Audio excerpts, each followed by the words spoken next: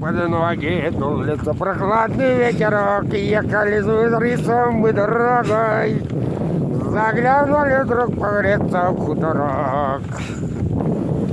Там хозяйка молодая наливает чарочку вина.